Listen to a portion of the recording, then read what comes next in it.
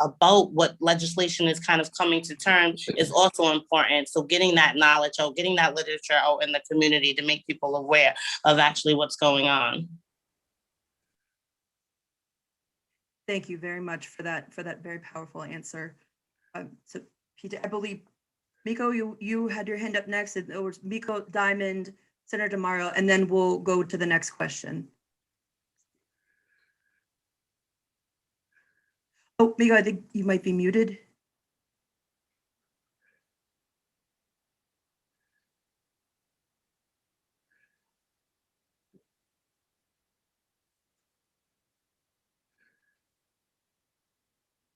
You there, friend?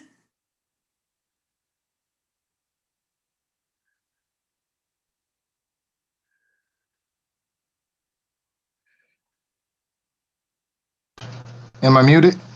I can hear you now. Oh, good. Yeah, sorry. Yeah, so like, I concur with, the whole panel and everything they're saying. And one of the things that struck me when PJ was mentioning, some of that informational barriers, I think the technology that presents the information, I know the information regarding the bills that's being comes on websites, the timing of how the bills are going to be presented and when testimony can begin. I think that's some of the barriers too for individuals regarding some of the issues regarding voting. Also for individuals who are displaced and actually also from formerly incarcerated or incarcerated. Some individuals might be in the intake, held without bail for a charge, but they're proven innocent until proven guilty. I mean, they're innocent until proven guilty. So they haven't lost their right to vote. They're being held in the intake. Maybe, helping individuals that's in the intake, put maybe a voter machine there. And another issue, I think, which is disparaging barriers, is just the language regarding, voting and how we address individuals who are displaced. Sometimes there can be some, stigmatizing language and things that can be addressed. And I think that can be discouraging and not help, want anyone to want to participate in the voting process anyways. And again, I can't, emphasize enough the importance of voting. And me, I come from South Providence. I was raised on Sumter Street and went to Sackett Street Elementary School. And even in my school, the district, they didn't teach much about civics. So I think teaching children at a really early age, the importance of voting and participating in the civic process. I think that's another really is a barrier, because I know in low income communities some of that information is not getting to us, and certainly didn't get to me.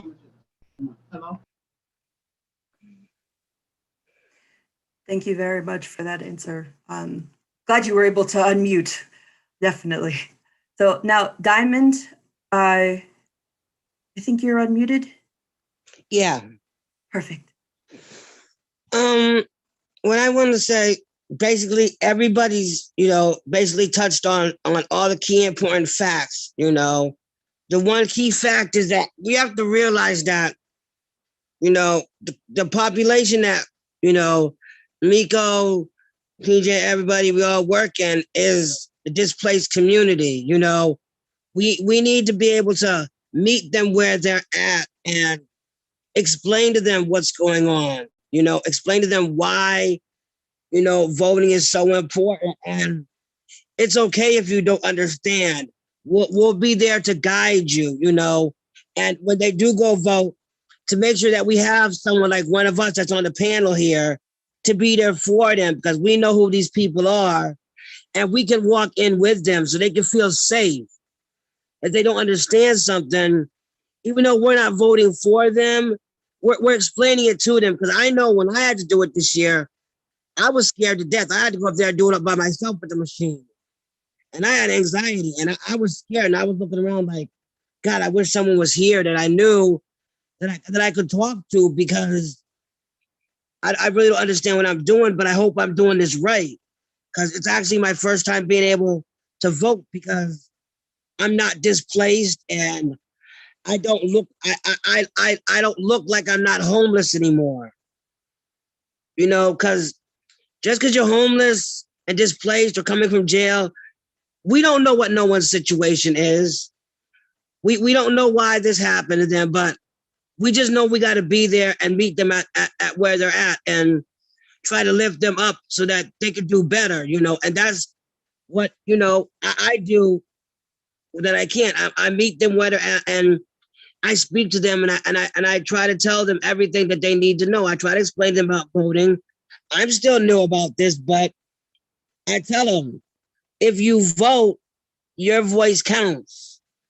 That's one thing I learned, that when I didn't vote, my voice didn't count because I didn't vote. This year, my voice counted. I felt good. I was like, yep, I voted. I feel good. I did this, like little steps that you do in life, but it's true. People have to decide between paying a bill, buying a dinner. You know, we need to make this feasible. I mean, I know we need to get the voter thing done, like Tara was talking about, but we need to try to make it feasible for these families that are low income, that have 10 or 12 kids and whatever, where they have to choose between voting or cooking a home dinner, you know? If it was me, I would have to cook a dinner for my family. I don't want them to be hungry, but voting is also important. So we need to try to make it where if we get somebody like that and they really honestly want to vote, is there a way we can get a voucher for them so that they can actually get this paper, this document, and be able to do that so then they can feel, oh, at least they're participating in something instead of just sitting back. Thank you so much, Diamond. I really always appreciate how you come with not only your personal perspective, but also ideas for what we can do to practically, like, really genuinely help people. So thank you. And Senator DeMario.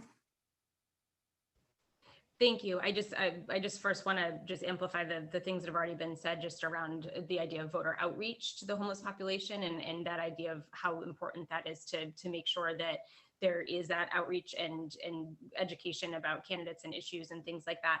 But the other thing that I just wanted to mention as well is, you know, we hear about it in other states, but to an extent, it also exists here in Rhode Island, where, especially in traditional voting, where you go on election day, like back in 2018, 2016, there are huge disparities around the state in terms of like how long you might wait at a polling location.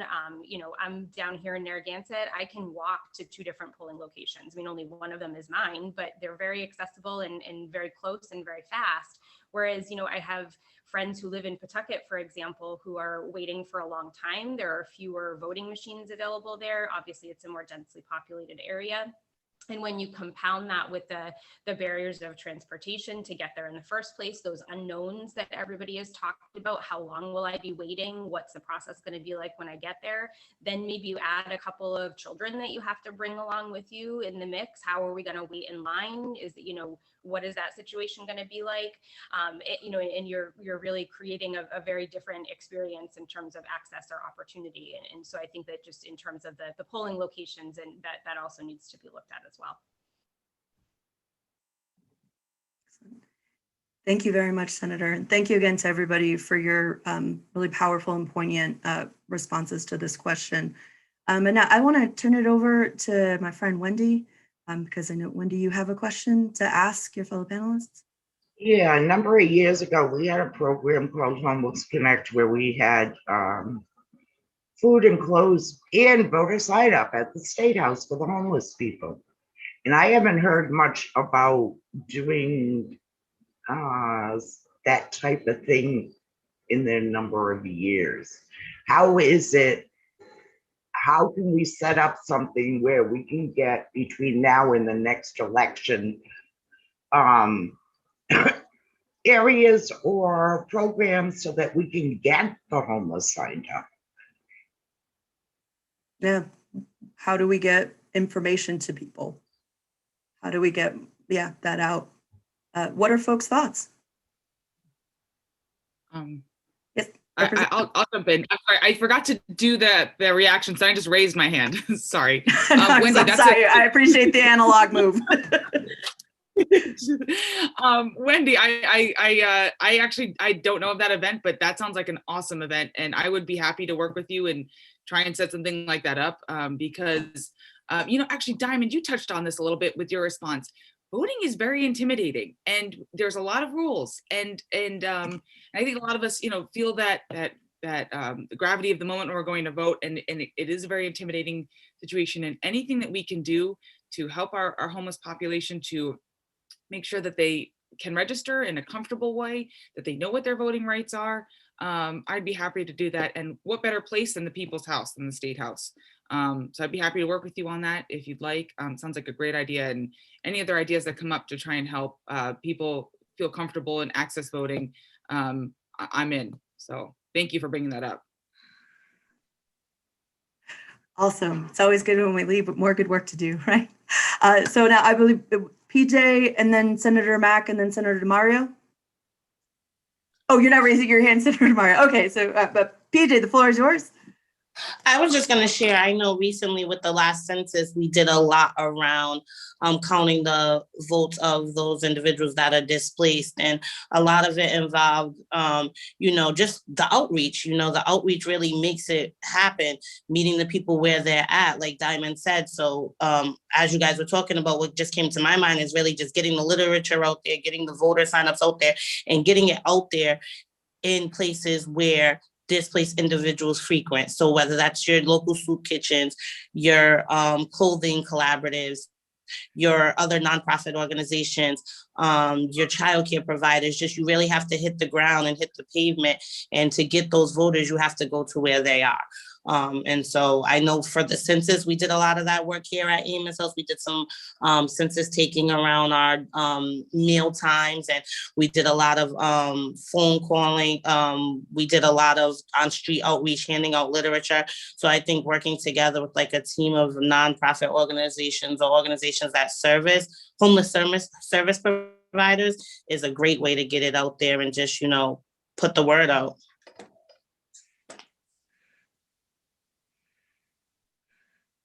Thank you, PJ. And I thank you in your answer for bringing up the census, because I mean, that is an incredibly powerful example of why outreach matters and meeting people where they're at matters. I mean, outreach made sure that our congressional delegation stayed intact. We're not losing representation in Congress because of that outreach. So that's something that we need to be carrying into all of these other very important parts of our democracy and representation and policymaking. So thank you very much. Senator Mack? Yeah, and I think it's also been mentioned here a couple of times that voting can be scary. One of the biggest barriers is not knowing what to do. We have a problem with having a civically engaged and civically empowered population, because it is so, there's so many mystifying things that happen with voting. In my district, between 2019 and 2020, some people had 4 different elections. They had special elections. During the pandemic, there was also a special election to vote on 7 bonds. And if you were someone who doesn't know what a bond is, you see this thing like, whoa, $7 million, $30 million is a lot of money to vote on. I think this year was the first year I had like a little like packet from the Secretary of State, like, what are these bonds on? Oh, could you try again? No, sorry, Siri. It's super important that we start talking about all the ways in which people can be civically engaged, because we hype up elections when they happen. We hype up the big midterms, and we hype up the big like 4-year elections, but we don't hype up the smaller elections, which really are the fabric of those close-knit communities. And being civically engaged is not just voting. Being civically engaged is knowing who your elected officials are, advocating for what your community resources are, knowing where to access food, shelter, connect other people to those things. And so I think the more we can talk about how folks can be involved in their communities and be more robustly advocating for what their communities need, then we can see more people who are tuned into, yes, the big elections, the small elections, but also know how to hold their elected officials accountable to the actual community needs. There you go. Thank you very much. And I agree with you. I mean, one thing I'm struck by in Rhode Island is how small our the win numbers are, right? The number of votes it takes to win an elected office. I mean, when I tell friends in Texas or California that you can be a member of the General Assembly with less. Don't believe me. But when you look at our municipal elections or these smaller elections, I mean, it can take literally sometimes less than 100 votes to pass a tax increase or vote for someone. And that has a huge impact on your quality of life. You know, municipal government has a lot of influence over your day to day. So make sure that we're engaging people, and not just when, you know, it's a big presidential, you know, the most important election of our lifetime sort of deal. So thank you for that point. Miko? Yes, thank you, Senator Mag. I couldn't agree with you more. And you know, certainly, you know, the small elections are, you know, the fabric of our community. And I'm wondering, like, you know, the Secretary of State, you know, they did a really good job, you know, presenting that information this past election. You know, the general election that came up, you know, for the presidential, you know, seat and so on and so forth. But I'm wondering, like, what can we do, you know, as a community when we have this messaging regarding this elections process? You know, can we make it, you know, more community sounding? You know, the language within the actual messaging is one where it's inclusive, not just, you know what I mean, for populations, but just collectively speaking. You know, make it more empathetic, make it more, you know, sounding, you know, like wholesome and real, you know what I mean? Like, and bring it, you know what I'm saying, and make the families and every individual that's involved, you know, with this process, you know, we're all one community. Like, I think, Representative, I can't pronounce your last name, I'm sorry. Oh, Kazarian? Kazarian, yeah, I apologize. No So, worries. Praise your like you Armenian. mentioned, yeah, indeed, it's you know, the State House, that is our house, you know, it really is. It's the people's house, you know, and for us to understand that as, you know, displaced individuals, formerly incarcerated individuals, people with substance use or mental health issues, which is generally, you know, the population that you know, unfortunately becomes displaced before a number of different issues, underlying issues, and we don't really feel like the, you know, the inclusiveness of it all. So I think, you know, just the language surrounding the messaging will be something that will be definitely beneficial with having more participation in you know, the democratic process. Thank you, Miko. 100% agree. Thank you for those really important points. Great. So next question, all.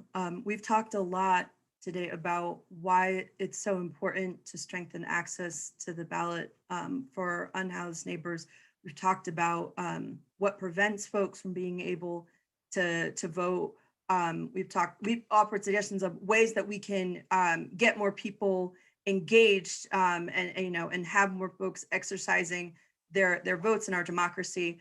But to sort of, because I mean, I think that this question we might spend a lot of time in, so it sort of feels like we're rounding towards the end, but this is a really great question to bring us all home. What would happen if more Rhode Islanders experiencing homelessness, if more of our neighbors experiencing housing insecurity, could easily exercise their right to vote? And, you know, not only like it was practically easy, but they also felt empowered to do so. Like, what do you think would change? Like, how do you think the state of things would be different right now?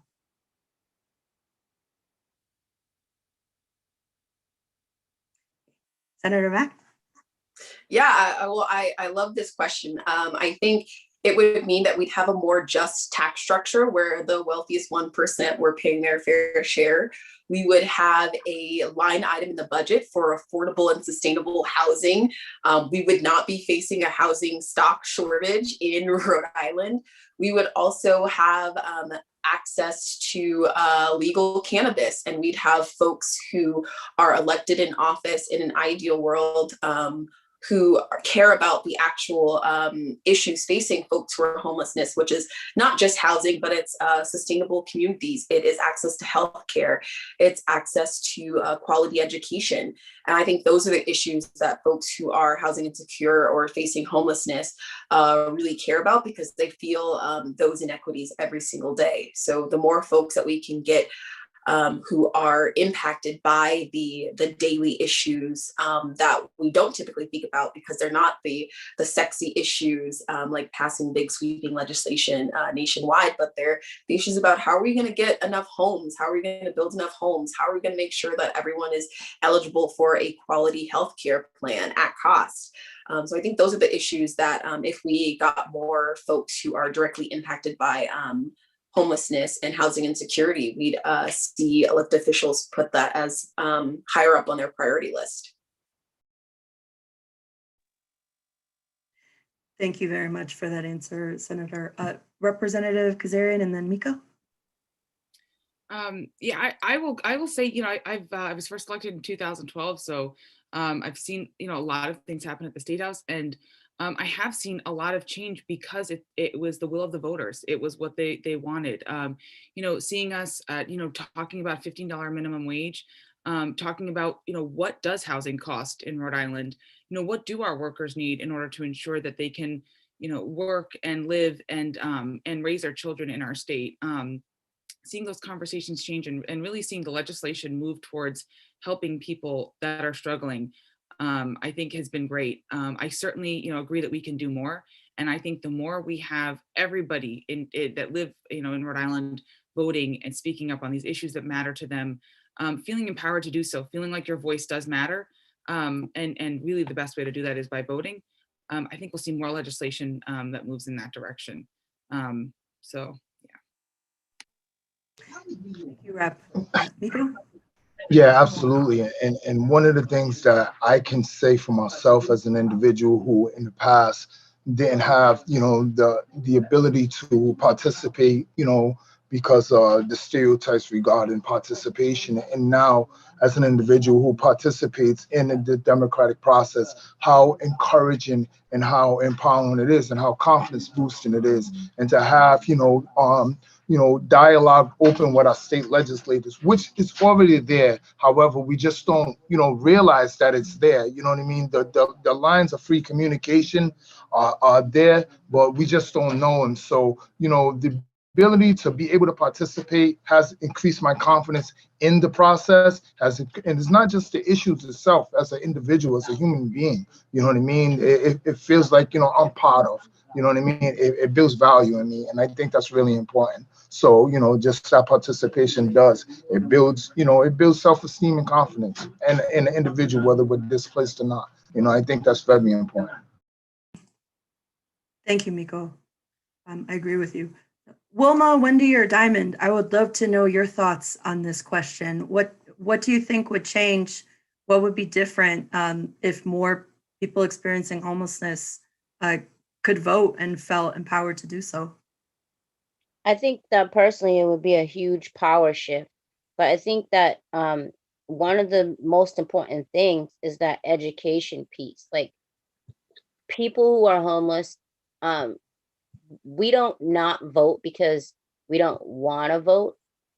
It's just like too many obstacles and it's not understanding fully, you know, what voting is going to mean. Like what getting out and voting and making that decision to vote is going to change. And I think that if we were able to cut down some of the obstacles and educate people more about the importance of voting and understanding, like what Diamond was saying, you know, it's very intimidating when you get to the voting place and you can only be one person standing in front of that booth and you don't really understand, you know, how these questions are worded about, you know, what voting on this bond is going to mean, or what voting on legalizing marijuana is going to mean for the whole community, and you're not educated on that, it makes it hard to feel like you have the power. So being able to implement programs where people are being educated on how to read a voting ballot, how to understand what these questions are in the homeless community is extremely important. And I feel kind of like the democratic society or the process has been set up in a way to keep people oppressed and not be able to take that power and control. And it's a scary thought, because if we had that understanding and knowledge, we'd have the power to control and change things. And I think that would ruffle a lot of feathers. And that's why we keep all these obstacles in place. But I think people are also in that phase, especially with 2020 and the things that have come out of the pandemic. People are really starting to see that they do have the power and they do have the control, and they're willing to step up to the plate and make those changes. But the opportunities just need to be able to be there for them to do it. Thank you, Wilma. I think a lot of what you said like really resonated with me, and I completely agree with you. Like, none of those barriers are there by accident. Like, nothing's like haphazard. This structure has been put in place. These barriers are put in place on purpose for exactly the reasons that you're talking about. So thank you. Senator DeMario. Thank you. I just wanted to acknowledge exactly what you just said, which is that I think that is a really important component. And I think the other important component is that sort of middle ground where, maybe you have people in office who aren't intentionally trying to participate in those types of oppressive systems, but are just kind of blind to what that reality is of that experience. And so I think that's why things like exactly what we're doing this morning is so important. And, I would hope that, more and more of my colleagues can, become, kind of educated to that, because I think that there definitely is that element of not wanting to intentionally participate in these things, but not understanding even pieces as small as, what everyone has mentioned. What does that feel like when you've never had that experience before of going into the voting booth and going through those motions, and how that is a barrier, and how could we potentially address that barrier? And so I think being able to listen and understand what those problems are for that category of people who would like to fix them, as long as they can understand, I think is so essential. So I really appreciate that, those perspectives. Thank you, Senator. Wendy or Diamond, any thoughts here? Yeah, I think if we could try to set up like a training session or something like that. Like, I don't know the right word I'm trying to say, but like a refresher course for these people in the languages that they speak, so that they know what to do, and maybe even offer an incentive or something. Votes can swing. The littlest thing can make a vote swing. I mean, prime example, when you took me to the State House to speak the first time, I was scared to death, but people actually listen to what I say, and these are people too. They have a lot to say. Nobody just gives them a chance to speak because they're displaced, or they have a criminal record, or they're at Amos House, or they're here, or they're there. These people have a voice too, and they need to be able to utilize their voice and say what they need to say today, because times are changing, and sometimes people are set up at the State House to just do certain votes, do certain bills. But if you really sit there and you really think about it, how many of them at the State House really know about what it's like to be displaced, or anything like what we have to go through when we have to sit there and try to talk to them, or we're trying to get a vote passed, or we're trying to get something done? They really don't know what we're going through. They really don't know how scared we are.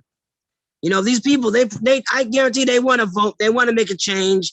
They just don't know how. And if we can set something up for them to do it, trust me, votes would be powerful. Things would change if we get this stuff done. We just got to set this up and get it in play and start working on it now.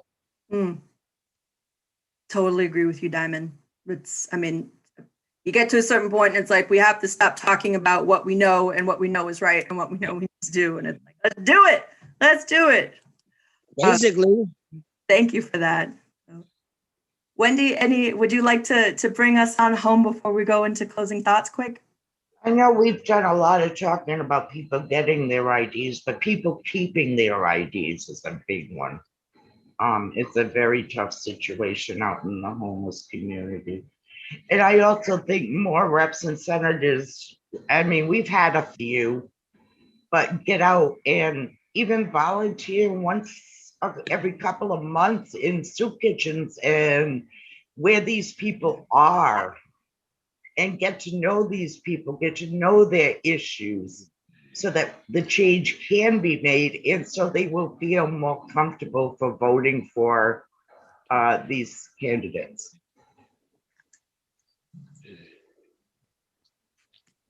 Thank you, Wendy. Yeah, dude, like, let's find ways to get people connected, right? Like, find ways to build those bridges. Because if there's always a divide from people who are making policy and people who are impacted most disproportionately, then policy is just going to get made in a vacuum. Not going to be able to help people the way it should. So, PJ, I see you have your hand up. Love to know what you think on this. Yeah, I just wanted to kind of jump in on what Wendy was saying. You have to hear from the voices in the community to really know what is needed. One of a mentor of mine, James Montero, works at the formerly incarcerated union, often says the people closest to the problem are often the farthest from the solution. And I think that's so true. And so we have to bring the individuals where we want to serve or the voices we want to hear to the table. So we have to create forums, panel discussions, open meetings, info sessions, and we have to create those in the community where people feel comfortable. And sometimes, I know for myself here at Emus House, we did a lot of advocating around the licensing restrictions and fair chance licensing. And people were nervous about even going down to the State House. They've never been to the State House for something. They didn't know what it was like. It was intimidating. We got down there, you had the sheriffs at the door, you had to go through these metal detectors. And these are individuals that, as myself, are formerly, justice system involved. And so walking into a facility like that, where, it brings back trauma of courthouses and other things. So that in alone can be kind of disbarring. We had individuals that didn't even want to go in, preferred to stay outside. So bringing these panel discussions in these forums to the community where people feel comfortable and most vulnerable to speak is also important. So definitely, like Wendy said, and I think Diamond, you spoke on it, getting reps, getting representatives, getting senators to come out and really put their foot down in the communities and meet people where they're at, again, because that's where they're going to feel the most comfortable to tell you what they need. Thank you so much, PJ. I mean, I really like the way that you laid that up, because you are just showing powerfully meeting people where they're at. It's not just nice words. It's it's the foundation of any change, of any connection, of any organizing, of any work in the community. Like, it's the first thing that you need to be doing. And I really appreciate how you elevated that and made that crystal clear. So Representative Kazarian, and then after you, I would like to, if folks are okay, I want to bring it back because we're almost at time, and I would love to get some last thoughts on this from everybody. So Representative. Sure. Just quickly, I want to say I love that idea. I'd be happy to work with any of you on trying to bring some of the representatives or some of the elected officials, to meet the homeless people, to maybe work and volunteer. It is really intimidating to come and speak at the State House, and I always think about that when people come in front of our committee. And it might be a little bit easier for them to come and speak in front of the committee if they're seeing some familiar faces. They're seeing some reps that they've met out of context. So would be happy to work on that with whomever. I think that's really important and a great idea. Super point. I'll work with you, Senator Kazarian. I love that. Sounds great. Let's do it. We've got some good things that we're going to be. And I'm coming to see PJ and Miko, so get ready. I'm coming to see you two. Diamond, we miss you and we love you, man. Come check us. Y'all don't miss me. Y'all don't love me. Simon. Wow. Excuse me. Well, everyone, thank you so much for this incredible conversation. Before we all say goodbye, could folks give you had 5 seconds in front of you had 5 seconds in front of an undecided voter who was struggling to access the ballot, what would you say to that person? Or someone who's thinking like, I think I'm just going to stay home. I'm not going to go out and vote. I don't think I really want to get involved with this. What would you say to them to get them out and engaged and voting? Well, I'm gonna steal a phrase from Nike. I would say just do it. Because if you already feel like your vote doesn't matter, what are you losing by going out and voting? So I would say just do it. Get out and do it. Don't think about whether it's gonna matter, what difference it's gonna make, because at the end of the day, we really don't know what difference it's gonna make or how it's gonna matter. But if we sit back and do nothing, then we know for sure that it's not going to matter. Thank you, Wilma. Senator Mack? I would say Sorry, go ahead. Oh, go ahead, Miko. Yeah, please go ahead. Okay. No, I would just say, it's our right, it's our responsibility as individuals, as citizens of the state. So I would just encourage them, to get out and vote, participate. It's life-changing. It really is. Thank you. Yeah, I would say that you are the expert of your own life and your own lived experience. I, as an elected official, rely on your expertise to tell me, what am I missing? I only know what I know, and unfortunately, I only know what I've experienced. So I rely on the experts who are all of y'all to use your voice to show me those blind spots and show me the places where I can improve, and show me the areas that I could be legislating better. So you are the expert, so why not use your expertise in the ballot box? Amen. I like that. Similarly, empower yourself. Empower the issues you care about. If you get out there and you vote, you're empowering those issues. So it's bigger than the candidate. Empower the issue.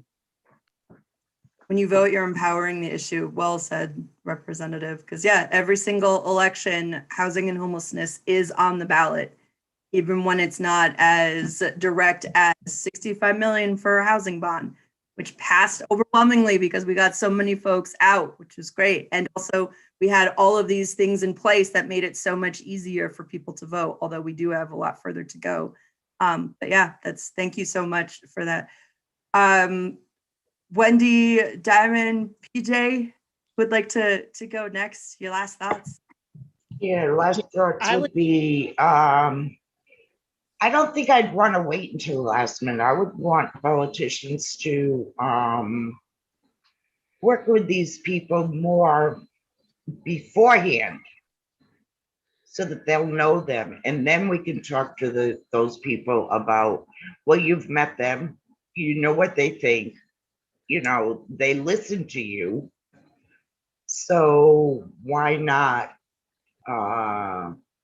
get out and use your right and try to make a difference in voting for people that are willing to change what's going on in our situations.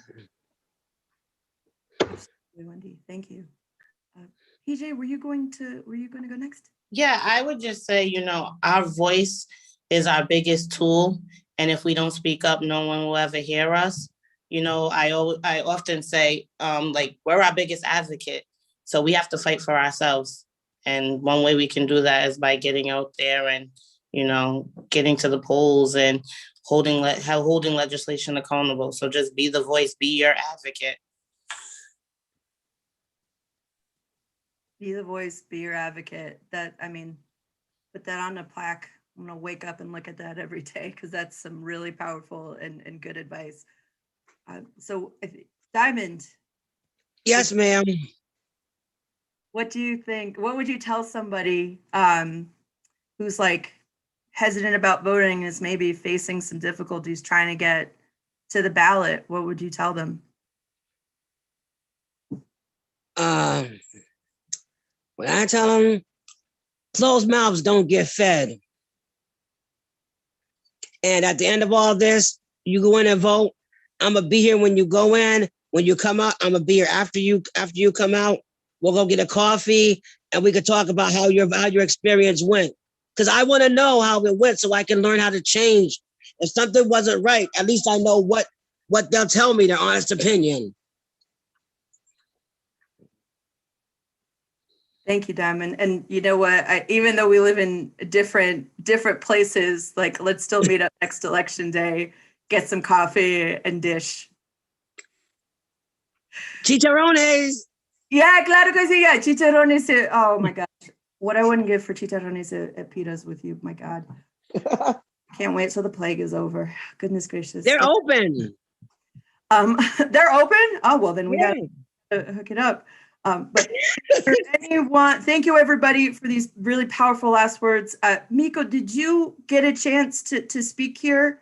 I think you had to step off. I'm sorry, my short-term memory sometimes is burnt, but No, I did. Yeah, I did. okay, Indeed. that's right. Yes, now I'm remembering. Sorry, you disappeared, then you came Thank back. I Apologies. know, Sometimes it's sometimes warping my COVID brain even worse. some of my guests could come over to asking, some questions and Oh stuff. yeah, no worries. Well, okay, well that brings us to the conclusion of this really great event. Thank you so much to everybody for participating. I'm so grateful and so appreciative to all of you for joining us and for your advocacy and the incredible work that you're doing in the community. I mean, tables like this, spaces like this is where and how change happens, right? I'm so glad we're all connected. We definitely have some projects that we want to work on together, which are tremendously exciting. And we're going to move forward on that. But until we all gather again, be safe and be well, everybody. And thank you. Have a good one. Bye, y'all. Take care, guys. You take care now. Bye, Bye.